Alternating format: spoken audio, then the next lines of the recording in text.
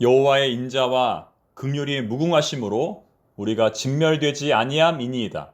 이것들이 아침마다 새로우니 주의 성실하심이 크시도소이다. 아멘.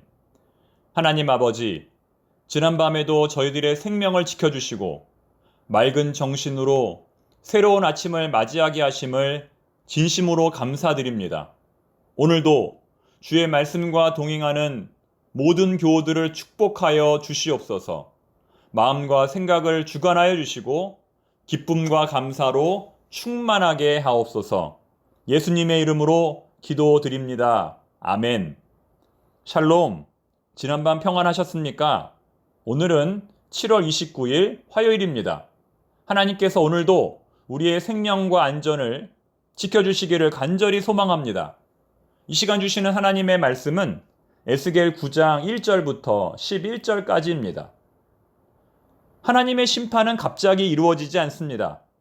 하나님의 심판에는 반드시 예고가 있습니다. 하나님은 이스라엘 백성들을 향하여 끊임없이 예언자들을 보내심으로써 그들의 죄악을 경고하셨습니다. 어제 우리는 에스겔 8장의 말씀을 통하여 예루살렘 성전에서 벌어지고 있었던 수많은 죄악상들을 목도하였습니다. 너무나 충격적인 사건이었습니다. 그들은 성전 뜰에서부터 시작하여 성전 제단에 이르기까지 하나님의 거룩한 성전에서 버젓이 우상 숭배를 하고 있었습니다. 오늘의 본문은 그러한 이스라엘 백성들에 대한 하나님의 심판입니다. 하나님은 어떠한 방법으로 그들을 심판하실까요? 본문 1절 말씀입니다. 또 그가 큰 소리로 내 귀에 외쳐 이르시되 이 성읍을 관할하는 자들이 각기 죽이는 무기를 손에 들고 나아오게 하라 하시더라. 한마디로 말하면 하나님은 7명의 심판 천사를 통하여 우상 숭배하는 자들을 다 제거하시겠다고 말씀하십니다. 여러분, 지금 머릿속으로 한번 하나님의 심판을 수행하는 7명의 천사를 그려보시기 바랍니다. 1명, 2명, 3명, 4명 이렇게 해서 7명의 천사들을 머릿속으로 그려보시기 바랍니다. 이들은 하나님의 신호가 떨어지면 그 신호가 떨어지기가 무섭게 우상 숭배하는 자들을 심판하게 될 것입니다.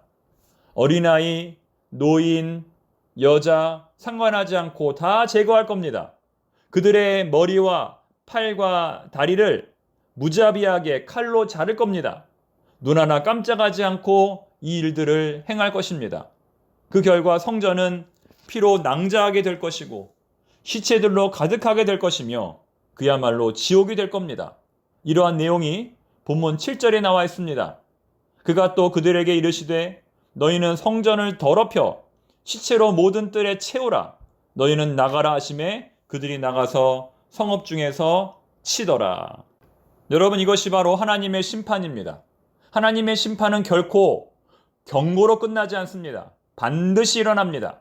그런데 여기서 중요한 것은 이 7명의 천사들 가운데 유독 사명이 다른 한 천사가 있다는 겁니다. 그는 가는 베옷을 입고 허리에는 먹그릇을 차고 있습니다. 먹그릇이란 글씨를 쓸 수 있다는 의미입니다. 즉 그는 글씨를 쓸 수 있는 하나님의 서기관으로서 다른 6명의 천사들과는 달리 심판이 아닌 구원의 사명을 감당하게 됩니다. 참고로 본문 2절 말씀을 보면 총 6명의 천사가 있고 그 중에 하나가 구원의 천사인 것처럼 기록되어 있지만 실제 성경 원문을 보면 오늘 본문에 나오는 천사는 모두 7명입니다. 하나님께서는 그 7번째 천사에게 이러한 사명을 주십니다. 4절입니다. 여호와께서 이르시되 너는 예루살렘 성읍 중에 순행하여 그 가운데에서 행하는 모든 가증한 일로 말미암아 탄식하며 우는 자의 이마에 표를 그리라 하시고, 하나님은 이 7번째 천사로 하여금 탄식하며 우는 자의 이마에 뭘 그리라고요? 표를 그리라고 말씀하십니다. 이 표시는 히브리어 알파벳의 마지막 글자인 타우라고 하는 글자인데 지금의 X 표시입니다. X 표시. 이 표시가 바로 구원의 표시라는 겁니다. 우리가 성경을 읽어보면 이렇게 하나님께서 주시는 구원의 표시들이 있습니다. 제일 먼저는 창세기 4장에 나오는 가인의 표시입니다. 하나님께서는 가인에게 구원의 표를 주시면서 어느 누구도 가인을 해하지 못하도록 하셨습니다. 출애굽기 12장을 보면 문설주에 바른 양의 피 또한 이스라엘 백성들을 구원하였습니다. 또한 여리고성의 기생 라합은 창문에 걸었던 붉은 줄로서 구원을 받았습니다. 그 외에도 요한계시록에 나오는 14만 4천 명의 성도들은 이마에 구원의 표시를 받고 구원을 받았습니다. 그런데 여기서 우리는 한 가지의 질문을 해보게 됩니다. 과연 그 구원의 기준은 무엇일까요? 왜 하나님은 오늘 본문에서 탄식하며 우는 자의 이마에 구원의 표시를 하라고 말씀하셨을까요? 탄식하며 운다는 것은 슬퍼하며 괴로워한다는 겁니다. 지금 벌어지고 있는 우상 숭배에 동참하는 자가 아니라 그것을 슬퍼하고 괴로워하며 그 자리에서 떠나려 한다는 겁니다. 즉, 회개를 의미하는 것입니다. 여러분, 여기서 우리는 회개에 있어서 가장 중요한 요소는 분별이라는 사실을 깨달을 수 있습니다. 무엇이 옳은지, 무엇이 그른지 분별하는 것, 이것이 가장 중요하다는 겁니다.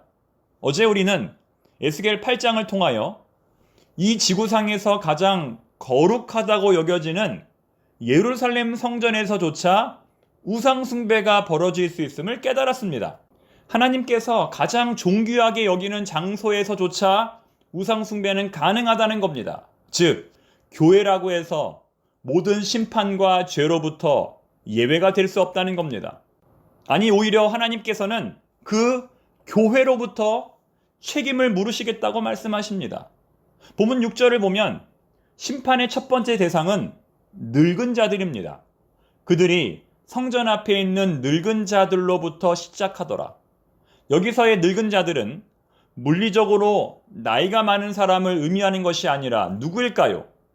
교회의 지도자, 교회를 바르게 지도하고 우상숭배를 막았어야 할 책임자들을 의미하는 겁니다. 즉, 하나님께서는 이 땅을 심판하실 때에 맨 먼저 교회부터, 그리고 그 교회의 지도자들로부터 책임을 물으시겠다고 말씀하시는 겁니다. 저 세상 사람들, 불신자들은 그 다음입니다. 그러므로 구원받을 자에게 가장 중요한 것은 분별입니다. 줄무늬 파자마를 입은 소년이라는 영화가 있습니다. 이 영화는 2차 세계대전 당시 독일군의 입장에서 유대인들의 학살을 그린 영화인데, 너무나 충격적인 것은 인권을 파괴하고 생명을 유린했던 그 독일군들은 우리와 똑같은 기독교 신자들이었다는 겁니다.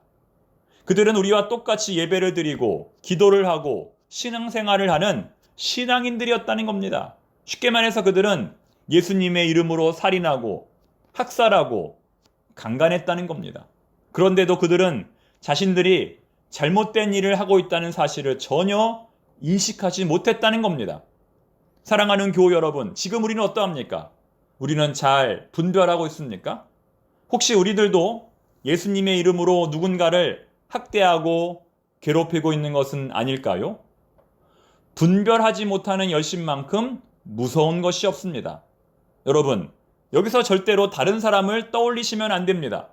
나 스스로 우리 자신에 대해서 생각할 때 성장이 있고 발전이 있습니다. 2차 세계대전 당시 수많은 독일교회의 성도들이 히틀러를 예수님의 종으로 믿었습니다. 왜 그랬을까요? 그들은 겉으로는 하나님을 믿는다고 말하지만 실제로는 하나님을 믿은 것이 아니라 저 세상의 부귀와 영광을 믿었기 때문입니다.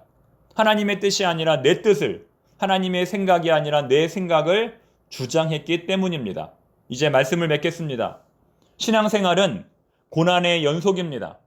신앙생활은 불편함의 증가입니다. 쉽게 말해서 신앙생활을 하면 할수록 고난이 증가하고 삶이 불편해져야 한다는 겁니다. 왜냐하면 신앙생활을 하면 할수록 더 많이 용서해야 하고 더 많이 희생해야 하기 때문입니다. 더 많이 억울함을 참아야 하고 더 많이 분노를 견뎌야 하기 때문입니다. 그것이 바로 신앙생활입니다. 사랑하는 교우 여러분, 지금 여러분들이 당하고 있는 고난은 무엇입니까? 그것이 무엇이든 간에 그 고난을 통하여 내 뜻이 아니라 하나님의 뜻이 이루어지기를 바랍니다. 우리는 내 뜻이 아니라 하나님의 뜻이 이루어지는 것으로 인하여 기뻐하는 사람들입니다. 기도하겠습니다. 하나님 아버지, 저희들에게 분별력을 더하여 주옵소서. 하나님의 이름으로 폭력을 자행하지 않도록, 예수님의 이름으로 다른 사람을 학대하지 않도록 올바른 판단력을 더하여 주시옵소서. 억울한 일을 당하고 괴로운 일을 만날지라도 흔들리지 않게 하시고 더 많이 용서하고 희생하고 사랑하는 저희들이 되게 하옵소서. 예수님의 이름으로 기도드립니다. 아멘.